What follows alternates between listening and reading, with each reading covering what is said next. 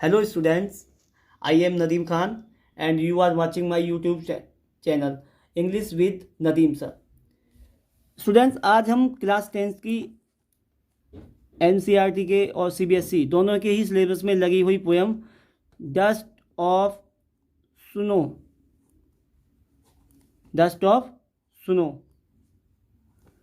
इस पोयम का line to line explanation करने वाले हैं और इसके बारे में हम बहुत डिटेल एक्सप्लेनेशन करने वाले हैं और कुछ इससे संबंधित क्वेश्चनों के बारे में ही भी डिस्कस करेंगे जो अक्सर एग्जाम्स में पूछे जाते हैं।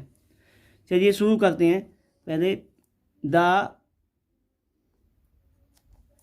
वे ए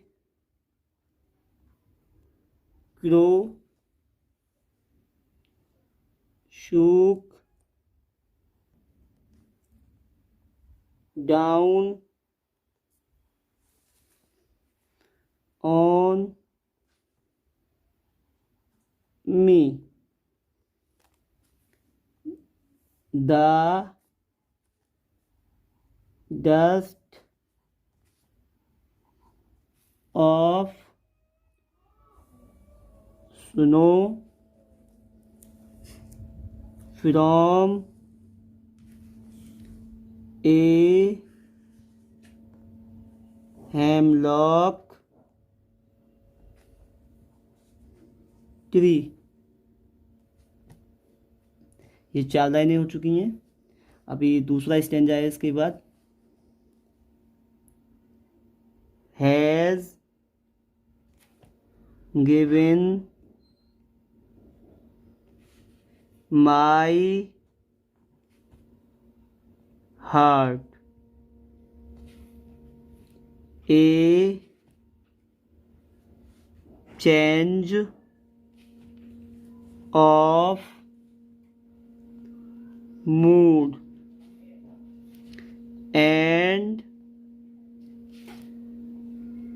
saved some part of a day I had viewed।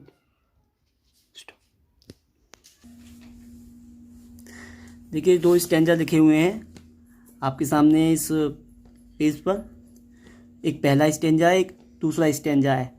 इस स्टैंजा को एक्सप्लेनेशन करने से पहले हमें इसका जो बैकग्राउंड है वो जानना बहुत ज़रूरी है। इस पोएम का जो बैकग्राउंड है वो जो इस पोएम के जो पोइट हैं उनके अपने पर्सनल एक्सपीरियंस के से जुड़ा हुआ है कि एक बार पोइट एक पेड़ के नीचे खड़े हुए थे।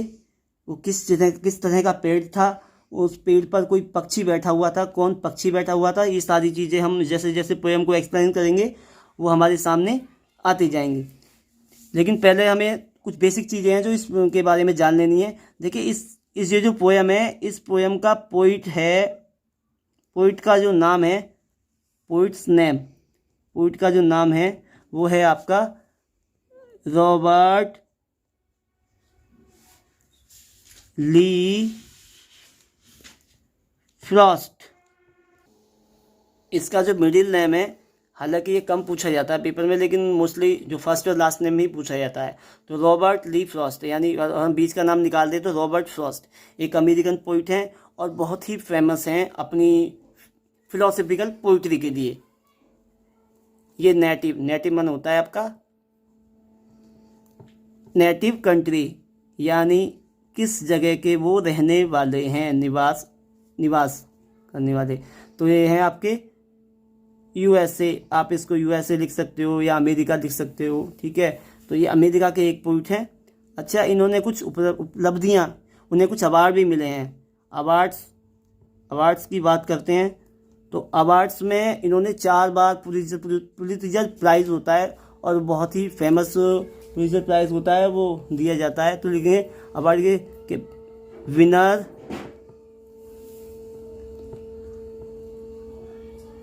ऑफ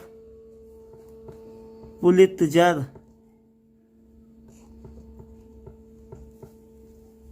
प्राइज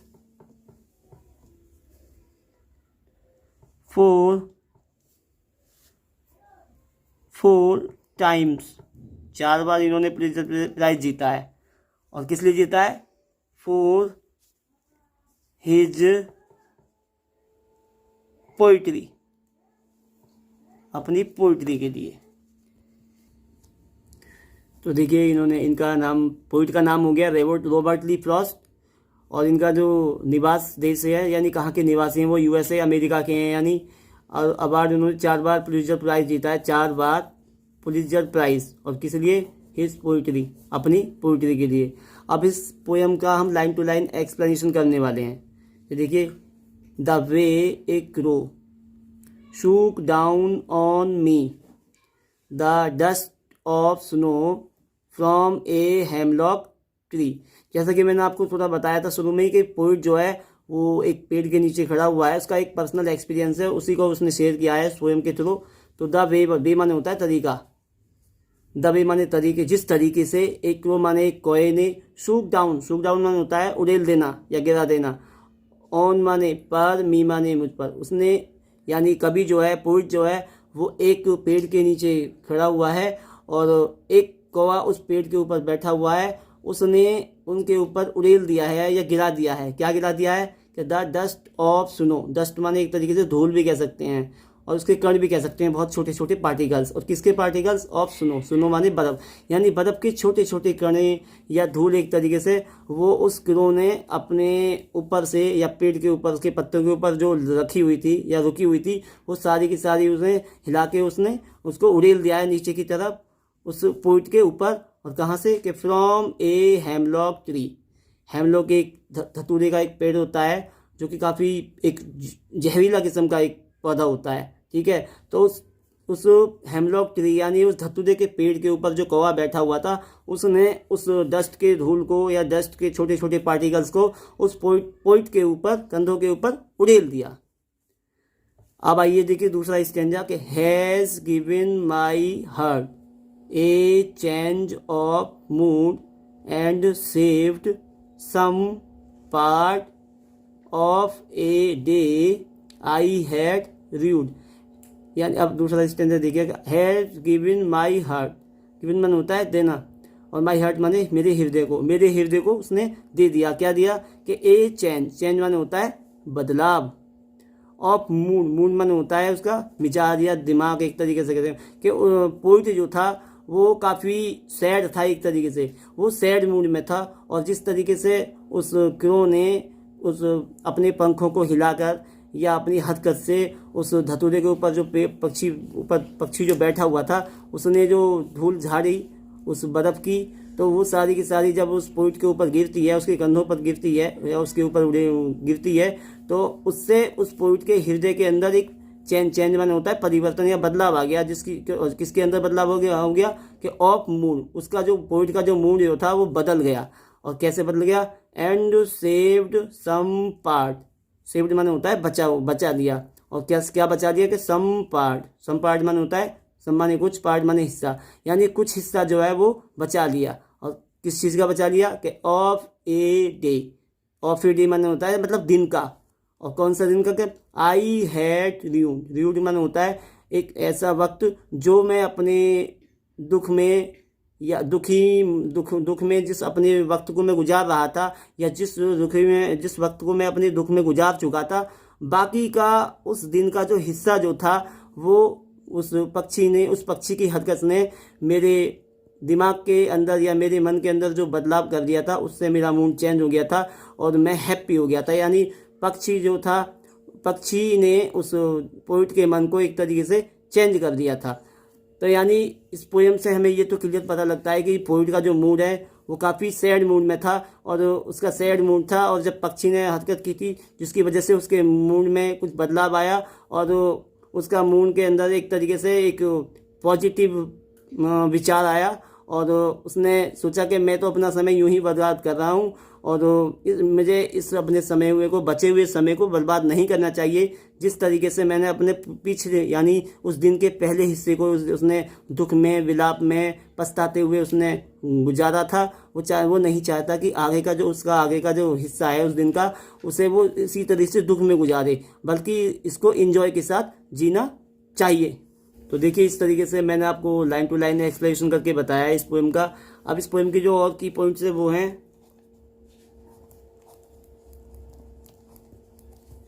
कुछ ये भी की पॉइंट्स ही हैं और ये भी की पॉइंट्स है। पहला पॉइंट है इसमें कि इसमें राइमिंग स्कीम क्या है। राइमिंग स्कीम, इसकी जो राइमिंग स्कीम है वो आपकी क्या है। इसकी राइमिंग स्कीम पहले हमें जानते हैं। देखिए, राइमिंग स्कीम क्या होती है कि जो हर लाइन का जो आखिरी वर्ड होता है एक लाइन को छोड़कर दूसरी लाइन के साथ मैच खाता है, या कभी कभी एक लाइन का जो लास्ट वर्ड होता है वो दूसरी लाइन के शब्दों के साथ मैच खाता है, वो हमारे राइमिंग वर्ड कहलाते हैं। और अगर ये सीक्वेंस से होते हैं तो इसको हम राइमिंग स्कीम बोला जाता है। तो देखिए, इसमें क्रो मैच कर रहा है सुनो के साथ पहले वाले स्टैंजा में, और मी कर रहा है ट्री के साथ। तो इस तरीके से राइमिंग स्कीम की बात करें तो इसमें ए, यहाँ पर बी होगा, फिर यहाँ पर फिर ए होगा, फिर यहाँ पर बी होगा।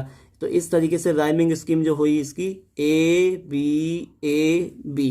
देखिए, इसी तरीके से देखिए इस नीचे वाले स्टैंजा में भी देख सकते हैं आप। देखिए, हर्ट, पार्ट, मूड, व्यूड, यानी ये ए, ये बी, ये फिर ए, ये फिर बी। तो ये हमारी राइमिंग स्कीम है। अगर हम राइमिंग वर्ड की बात करते हैं, राइमिंग वर्ड्स, तो पहले वाले स्टैंजा में क्रो, और क्रो के साथ जो पेयर बनेगा वो होगा सुनो का, और दूसरा पेयर आपका मी के साथ पेयर बनेगा आपका ट्री का। अगर हम दूसरे स्टैंजा की बात करते हैं तो इसमें जो पेयर बनेगा वो बनेगा आपका हार्ट और पार्ट, और दूसरा एक पेयर जो बनेगा वो बनेगा आपका मूड, और मूड के साथ बनेगा व्यूड। ठीक है, ये तो आपके राइमिंग वर्ड होगी, ये आपकी राइमिंग स्कीम होगी, और ये आपके राइमिंग वर्ड हो गए हैं। इसके अलावा देखिए, ये जो हेमलॉक ट्री जो होता है, हेमलॉक ट्री, ये ए पॉइजनियस, POISON, एक पॉइजनस ट्री होता है विद ए वाइट फ्लावर, यानी जिसके ऊपर सफ़ेद रंग का फूल आता है, जो कि जहरीला पौधा होता है। ठीक है, उसके अलावा इसमें जो हम बर्ड्स की बात कीजिए, इसमें क्रो की बात की है। ये क्रो जो है CROW, क्रो जो होता है यहाँ पर रिप्रेजेंट्स, ये जॉय को रिप्रेजेंट करता है, जॉय। आई होप देखो आपको सारी चीज़ें बहुत अच्छी समझ में आ गई होंगी। जो इसके की पॉइंट्स है मेन क्या क्या हैं, इस पोइट का नाम है या फिर उसके कंट्री नेम, उसके अवार्ड वगैरह, और इसकी राइमिंग स्कीम क्या है, राइमिंग वर्ड क्या है, ये सारे मीनिंग जो है ये आपको अच्छे से पता होने चाहिए। उसके अलावा एक दो चीज़ें और हैं, जिस तरीके से हमारे आपके हार्ड वर्ड्स जिनका मीनिंग अक्सर एग्जाम में पूछ लिया जाता है। एक तो जैसे होता है आपका रूड का मतलब मीनिंग इन इंग्लिश अगर पूछ ले तो इसका मीनिंग हो जाएगा कि हेल्ड रिग्रेट, यानी अगर कोई व्यक्ति जब पछतावे में अपना समय गुजार रहा हो तो रूड उसको बोलते हैं, और उसका दूसरा मीनिंग होता है हेल्ड रिग्रेट। और बाकी जो मैंने आपको हेमलॉक बता दिया है, हेमलॉक का पौधा जो एक जहरीला पौधा होता है, क्रो जो होता है वो जॉय को रिप्रेजेंट करता है। राइमिंग वर्ड, राइमिंग स्कीम, सभी कुछ आपकी समझ में आ गया होगा। आई होप ये पोएम आपको अच्छे से समझ में आई होगी, और ये आपके एग्ज़ाम में बहुत आपको हेल्प भी करेगी। तो मेरे इस वीडियो को देखने के लिए थैंक यू, और जिन्होंने इस मेरे चैनल को अभी तक सब्सक्राइब नहीं किया है वो इसे सब्सक्राइब कीजिए, लाइक कीजिए, शेयर कीजिए, और ज़्यादा से ज़्यादा इसको कमेंट कीजिए। Thank you.